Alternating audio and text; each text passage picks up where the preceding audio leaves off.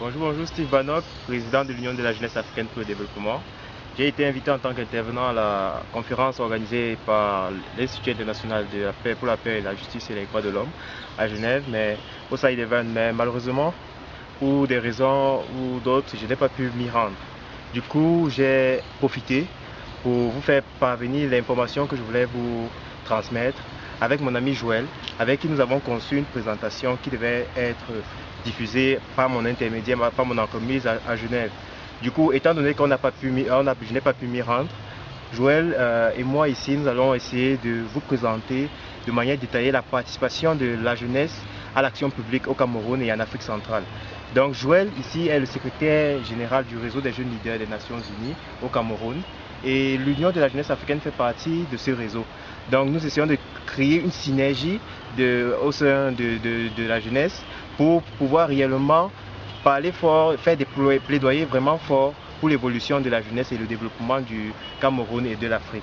Donc je vais laisser la parole à Joël Ebois qui va essayer de vous donner plus ample information, vous donner vraiment l'information que vous recherchez à travers cette présentation. Donc Joël, je te passe la parole. Merci Steve. Merci à vous de l'autre côté du fil de l'antenne.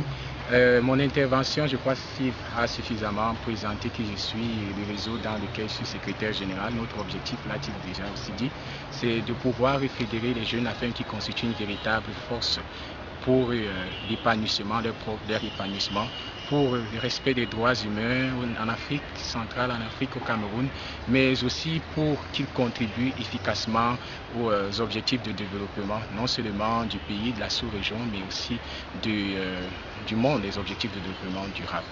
Donc, mon intervention porte sur la jeunesse et son droit à la participation à l'action publique en Afrique centrale, au Cameroun. Vous n'êtes sans ignorer que la jeunesse ici en Afrique centrale et au Cameroun constitue plus de 60% de la population, mais elle fait face à plusieurs difficultés. Le rapport des Nations Unies 2013 stipule que la jeunesse est l'un des parents pauvres en matière d'indice de développement humain. Et face à cette situation, les organisations de jeunesse ici au Cameroun, en Afrique centrale, s'y attellent pour pouvoir faire changer, avancer les choses. Et c'est ainsi que nous avons toute une dynamique déjà au sein du réseau qui s'y attelle dans ce sens. Parce que l'objectif, c'est de pouvoir contribuer efficacement, comme la Charte africaine des Nations Unies de la jeunesse le dit, au débat, à la contribution, à la participation des jeunes au processus de prise de décision et autres. Alors, des organisations de jeunesse ici au Cameroun et en Afrique centrale qui fonctionnent avec nous interviennent dans plusieurs domaines tels que la paix, les droits de l'homme, la démocratie. Et alors, plusieurs actions sont déployées par cette société civile jeune pour pouvoir renforcer l'éducation aux droits de l'homme, pour pouvoir renforcer la contribution au processus de paix, aux résolutions des conflits ici au Cameroun et en Afrique centrale, avec la RCA, l'Afrique des réfugiés et autres, dont les jeunes, dans ce sens, contribuent efficacement et véritablement.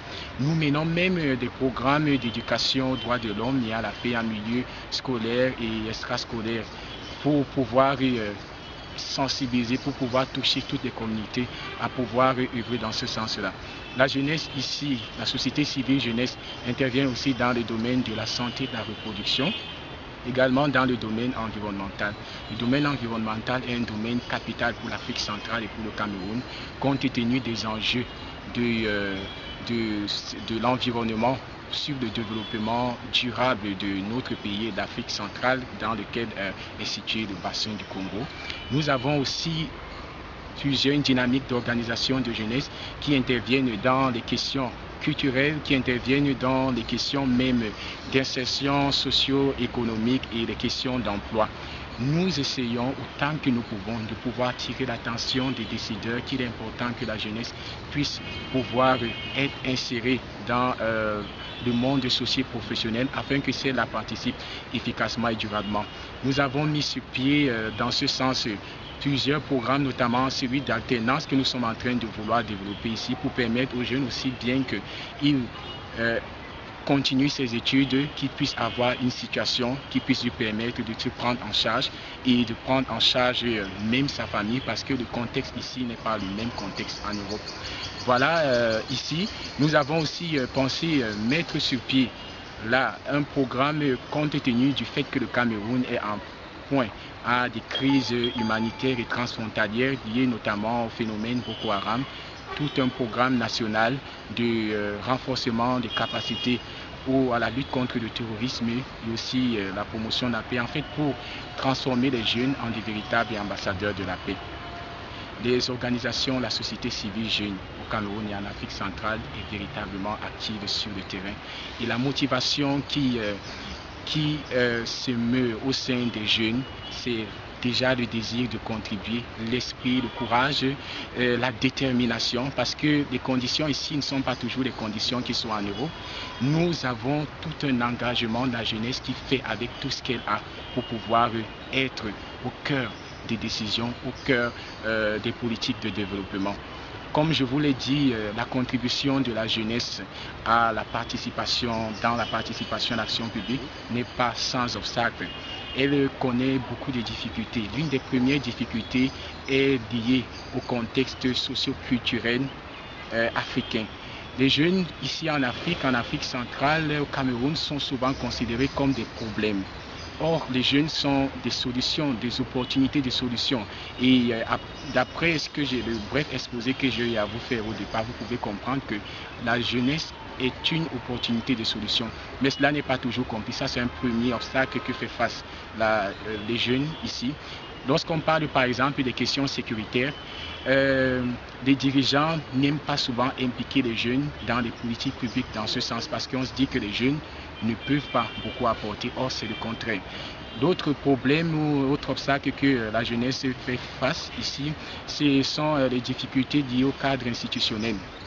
Nous avons certes ici en Afrique centrale l'institution, une loi ou bien une réglementation qui favorise la liberté d'association, ce qui fait que de plus en plus on a un bon potentiel de mouvement associatif qui se crée, mais il y a encore des véritables difficultés, c'est-à-dire la reconnaissance même du statut, de la place, du rôle même que le jeune peut apporter en tant qu'acteur de la société civile aux objectifs d'émergence et de développement durable se posent ici. On a des conseils de jeunesse qui ont été institués au Cameroun ainsi qu'en Afrique centrale, mais ils ont du mal à décoller, à démarrer parce qu'il y a des pesanteurs liés au cadre institutionnel. Tout fonctionne un peu comme si il y a une certaine liberté qui est donnée à la jeunesse, mais une certaine liberté qui est aussi un peu arrêtée. Et ça, c'est un véritable handicap pour la jeunesse. Et l'autre facteur limitant de la contribution de la jeunesse et sa participation à l'action publique et ainsi qu'aux droits de l'homme, c'est aussi l'aspect financier. Je vous ai dit, plusieurs organisations de jeunesse ici fonctionnent par leur volonté, par leur motivation. C'est plus la motivation qui est. Mais vous savez bien que s'il n'y a pas une forme d'appui, s'il n'y a pas une forme de soutien de la jeunesse, les initiatives aussi belles soient-elles, aussi louables soient-elles, faites sans argent par la simple volonté des jeunes, peut se trouver effritée. C'est pour cela que la jeunesse en Afrique centrale, la jeunesse au Cameroun a véritablement besoin d'un appui, d'un soutien. Le soutien n'est pas toujours un soutien qui puisse venir de l'État. Vous savez, le contexte même de la société civile, c'est un contexte dans lequel l'État n'est pas toujours partant. Le soutien dont la jeunesse a besoin doit venir ou peut venir d'ici ou bien d'ailleurs. Et ça, c'est un plaidoyer que nous stipulons comme cela parce que dans le réseau des jeunes leaders Nations Unies ainsi que du JAD avec lesquels nous fonctionnons, notre objectif c'est de pouvoir renforcer les plaidoyers pour dire que la question jeune doit être replacée au centre du débat et les jeunes d'abord doivent se constituer en force fédérée pour pouvoir mieux défendre leurs intérêts, attirer l'attention des décideurs, des organisations internationales, même du système des Nations Unies sur le rôle de leur contribution. Et je pense bien que l'un des objectifs de la revue des objectifs de développement post-2015, c'était qu'on s'était rendu compte en fait que les politiques d'objectifs de millénaire pour le développement avaient été pensées sans associer les jeunes. Et c'est là où ils ont obtenu les limites que l'on a pu voir. Et les jeunes ont été appelés à pouvoir redéfinir, dire ce qu'ils pensent du développement durable. Cela n'est pas toujours le cas ici. Ça, ce sont des plaidoyers pour lesquels nous sommes en train de porter. Nous portons ici au Cameroun, nous portons en Afrique centrale et nous portons même dans les instances internationales, là où vous êtes. Et pour nous, ce qui est très capital, outre les questions de l'emploi, l'entrepreneuriat social, c'est la paix et la sécurité. Sans la paix et la sécurité, vous savez bien le contexte dans lequel le Cameroun, depuis un bon bout de temps, le Tchad et l'Afrique centrale tout entier est en train de se mouvoir. S'il n'y a pas véritablement la paix et la sécurité, s'il n'y a pas un véritable soutien des jeunes dans ce sens-là, on pourrait voir les droits des jeunes vraiment biaisés.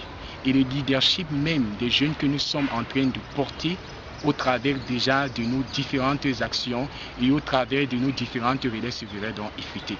Voilà pourquoi nous pensons qu'il est véritablement important que les instances internationales puissent pouvoir revoir de plus près la question de la jeunesse ici, que les pouvoirs publics d'Afrique centrale et autres puissent véritablement accorder plus d'importance à la jeunesse et en y agissant vraiment principalement sur leur participation véritable. Aussi, que la question de la paix et de la sécurité soit intégrée parmi les objectifs de développement durable. Parce qu'au moment des consultations, nous nous sommes rendus compte que ces objectifs de développement durable post-2015 n'ont pas intégré pour l'Afrique et l'Afrique centrale la question de la paix et de la sécurité. Pour nous, il est important que cela soit fait parce que sans paix et sans sécurité, sans action ou bien sans soutien des jeunes dans ce sens, mais on ne pourra pas avoir d'avenir. Ça, c'est une question qui nous tient à cœur. Aussi, nous voudrons véritablement que des ONG internationales qui sont dans cette plateforme que vous êtes puissent apporter leur soutien aux initiatives. Il y en a plusieurs initiatives dans ce sens qui se frissonnent, qui se font en Afrique centrale, au Cameroun, au sein du réseau, au sein de l'UJAD et autres. Nous avons véritablement besoin de votre contribution pour que les droits des jeunes, pour que les objectifs de développement durable soient véritablement une réalité, mais pas des simples mots. Merci. Nous avons besoin ici en Afrique d'un partage de technologies, d'un transfert de technologies. Nous sommes jeunes, nous sommes spécialisés, mais vous savez qu'en Afrique, pour un besoin de formation, il faudrait l'aspect financier. Et un jeune n'a pas forcément les moyens de se faire former. Donc si vous pouviez organiser des formations de ce genre, même sur place, ou à travers des vidéoconférences qui seront ouvertes. Donc j'espère quand même que vous n'avez pas été déçus par la présentation que nous avions eu à mettre avec mon ami Ebois. Je peux vous garantir qu'on aurait été là-bas avec des PowerPoint, vous aurez pour vous reconnaître. Mais il n'en demeure pas moins que, étant ici au Cameroun, vous avez la possibilité de voir le paysage, vous avez eu la possibilité de ne pas seulement voir Steve, mais de voir aussi monsieur Joël Ebois.